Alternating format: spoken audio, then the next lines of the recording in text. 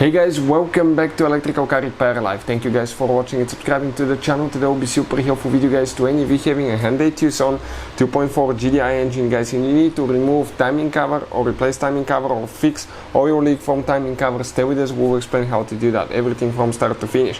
You don't need to remove your engine to do that. You can do it with the engine being in the engine bay, but unfortunately we won't be able to show you so good, so we'll be making hundreds of videos guys, and with the engine out we can clearly show you how to do things, and you can see where every detail, every bolt, every nut is located. So hopefully guys the video will be helpful. Let's start on it now. Let me tell you a little bit about us. Every single car we get at the garage, we try to make at least 200 to 300 free repair videos. Why we do that? Simply because our mission in the shop is to save you as much money as we can. All we need in return, please subscribe to the channel, like the video, that way we can keep providing this free information to you. Now, if you guys need to buy tools, parts for a really good price and quick shipping as well, check out the link in the description of the video below and you can see where we get all our tools and supplies from. So this is the engine right here that we'll be demonstrating on. This is a 2.4 GDI. It will be the same way being in the vehicle, but we'll be making hundreds of videos that can potentially save you thousands of dollars, and with the engine being out we can clearly show you things guys. So now, number one, okay, let's explain something. Before you start, you need to disconnect the car battery. Why? Because you will be removing the high pressure fuel pump, fuel lines, you will leak fuel, and you can catch yourself on fire. By disconnecting the car battery, you can reduce that risk. It still exists, but you can reduce it. And on these modern cars, it really matters which battery terminal you disconnect and reconnect first. Do it the wrong way, guys, and you can cause damage to the engine, computer, and the electrical system. So we have a special video that explains the proper way to disconnect the car battery and reconnect it. I'll put the link in the description of the video below. Number two, have a fire extinguisher on the side, protective gloves, high protection. Also, what you want to do guys, okay, make sure the engine is cold, it's not hot, because you will be spilling fuel, and make sure that you don't have an open flame, spark, anything next to you, no smoking.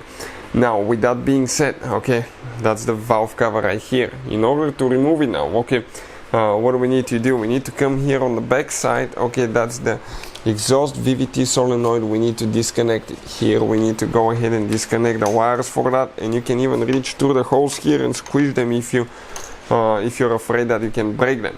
Now, right here, those things, okay, those gray things for the ignition codes, they need to come out. That's the safety locks. Once they come out, you press down, okay, and you pull them out. If it's stuck, what you can do, push in, then press down, and then disconnect it. Perfect. Now, right here we need to disconnect the volume for the high pressure fuel pump, volume sensor. So we'll go ahead and disconnect that one, and disconnect it right here. Over there guys, okay, let me show you now. Okay, right here we'll have two bolts that we'll need to remove. We need to remove ignition coils as well, so we can flip the wiring harness to the side. So let's go ahead, do that now. Okay, perfect.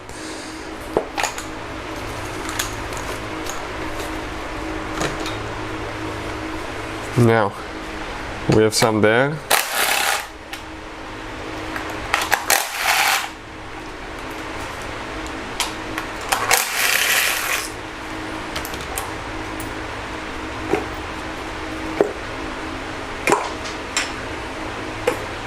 Perfect, ignition coils came out. Now, right here you have the intake hose. We have it removed, but you will be able to either disconnect it from the intake hose or from right here. It's up to you. Next, we'll disconnect the fuel line. Before we continue, here you have the low pressure fuel line. If you don't know how to disconnect it, we have a special video on our channel, how to disconnect fuel line on a Hyundai, on our main YouTube channel, Auto Repair guys.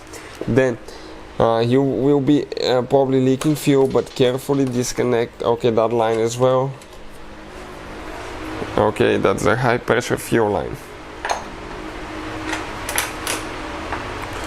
Perfect. Now that line practically, okay, can come out like that. Now let's see what else we have here. Okay, PCV hose. Let's go ahead and remove that PCV hose, okay, to be out of the way, not to forget it. Two bolts for the high pressure fuel pump. Just remove a little bit one, then the other one, not one all at sudden, because it's spring loaded pump, and depending on where it stopped on the camshaft, you can have quite a bit of tension. Also guys, that will be the time to inspect your tappet, okay, because that one okay, if it fails, it can destroy your engine. Okay, and you don't want that to happen. Okay, we'll have a link in the description of the video below where you can buy replacement one from. So our pump practically stopped at a point where it didn't have too much pressure. Now right here we need to start removing all the bolts for the valve cover. So starting from the back there,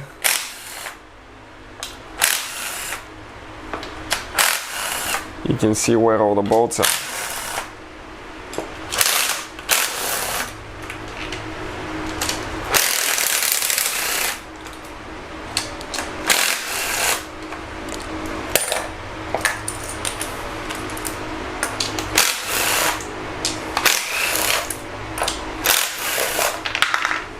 Okay, they will come out, guys. Okay, be prepared, they will come out.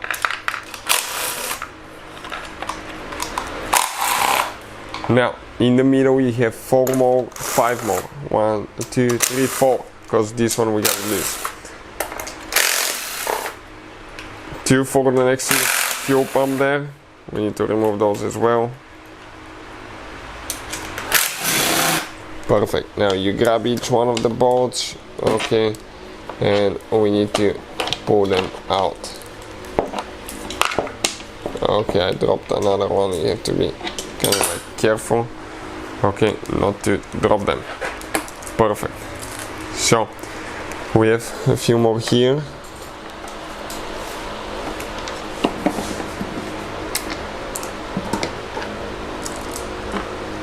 Okay, great. 2 more. Let's see. I don't think we have more bolts.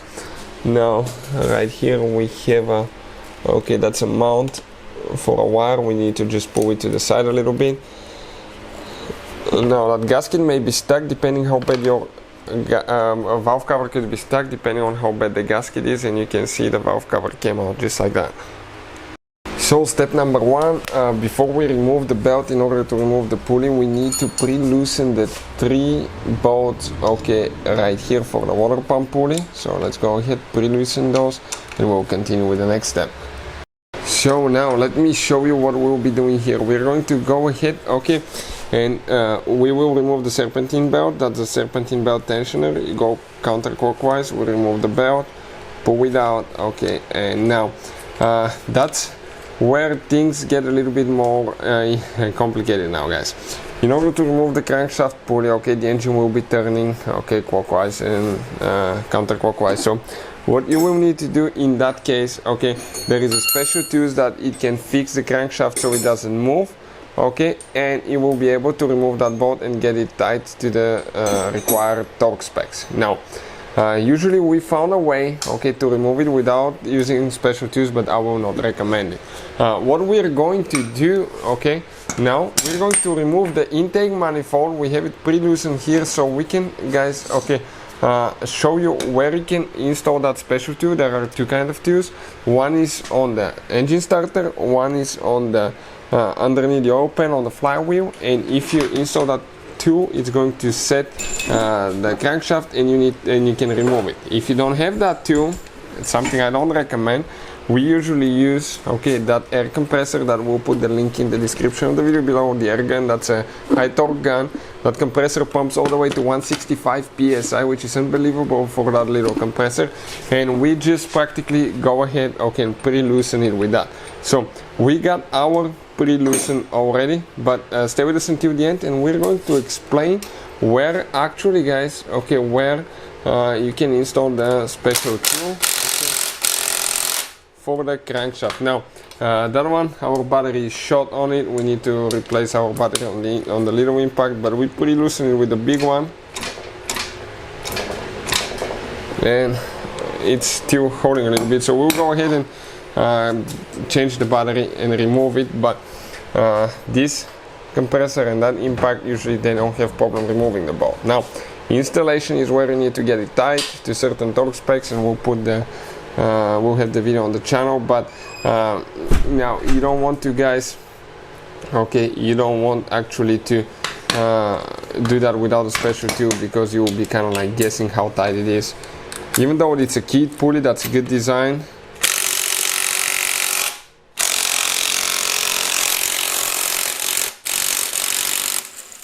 Okay, it did get loose. So now we can go ahead, okay, and pull the crankshaft pulley out of here. You can see just like that. If you want to see the video, guys, how to remove the intake manifold and remove the engine starter, we have the video on the channel, okay, and it's actually going to teach you how to do that step by step. So we removed the intake manifold, engine starter has been removed, okay, so we can show you where you can install that special tool, but practically you remove, that's where your engine starter will be. You insert it right here with the bolts, and it goes on the flywheel, which is right here. It goes in the teeth of the flywheel, so that way you can securely, okay, remove the bolt. So you get the idea, guys. So once we remove the oil pan, okay, right here, we remove the valve cover already. Oil pan's been removed. You don't need to remove the intake manifold for the valve cover, but we made our videos, guys, how to do it. And if you're using the special tools for the crankshaft pulley, you will need to remove the intake manifold. If you want to see the video, it's on our channel. We pre-loosened the 3 bolts actually for the water pump pulley here, so we can go ahead, remove those, okay, and it will come out simply just like that. Next, we need to remove the tensioner pulley right here.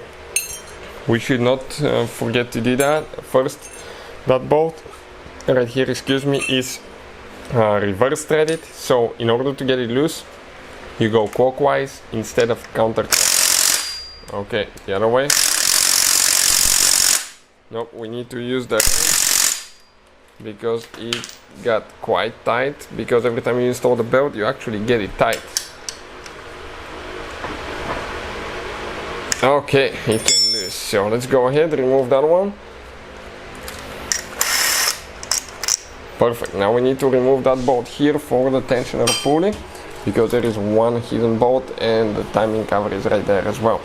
So let's do that now. That's normal threaded bolt here, only the pulley was reverse threaded. We need to remove that pulley here, not to forget. So let's do that. Perfect, out. Now we need to remove the mount for the that bracket for the engine mount that supports the engine mount. So we're supposed to have 14mm bolts, but somebody just used different bolts here because they probably lost them. One of them seems like, okay, well, let's leave it on the thing and we can just pull it that way so we can remember where every bolt is. Perfect, just like that.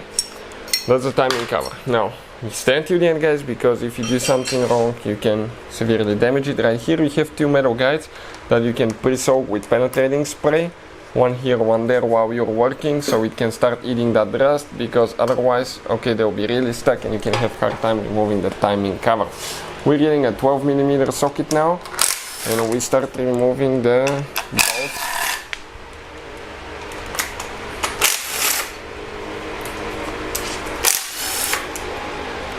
Alright.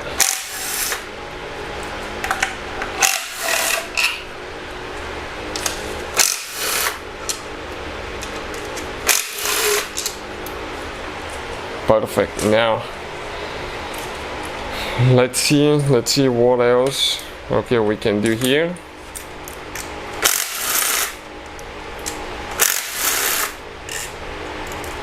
$10mm bolts. We need to remove all of these now.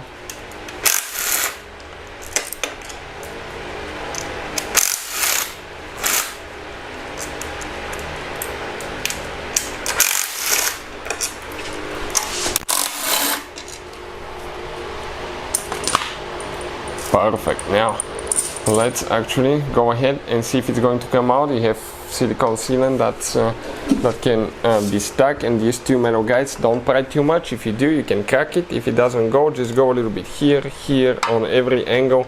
That way, okay, it can come loose, because if you don't pre-treat those, you don't soak them, it'll be really hard to pull that timing cover.